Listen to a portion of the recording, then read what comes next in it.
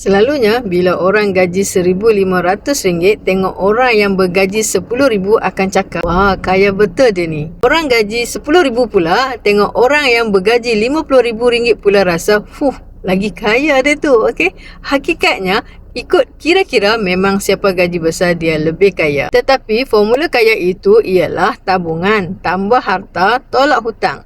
Bermakna untuk membina kekayaan kita perlu ada tabungan yang banyak, kumpul harta dan lansaikan hutang. Hakikatnya kekayaan bukan diukur pada besarnya gaji, tetapi pada berapa lama seseorang mampu bertahan tanpa gaji. Jika menabung terasa begitu berat sekarang, itu tandanya kita perlu mencari jalan menambah pendapatan agar wujud lebihan wang untuk dijadikan simpanan. Pakar keuangan wang Tuan Azizi Ali berkata kemahiran yang perlu ada sekarang adalah multiple stream of income, iaitu satu daripada 7 langkah yang boleh dilakukan untuk menambah simpanan kerana kita sudah tidak boleh bergantung kepada satu punca pendapatan sahaja. Pada masa yang sama, mulakan tabungan walaupun kecil. Kita boleh bermula dengan hanya RM1, kemudian perlahan-lahan alihkan sebahagian daripada pendapatan untuk membina tabung jangka pendek seperti tabung raya dan tabung sekolah untuk anak-anak. Semoga saya memberi manfaat dan boleh follow saya untuk info emas seterusnya.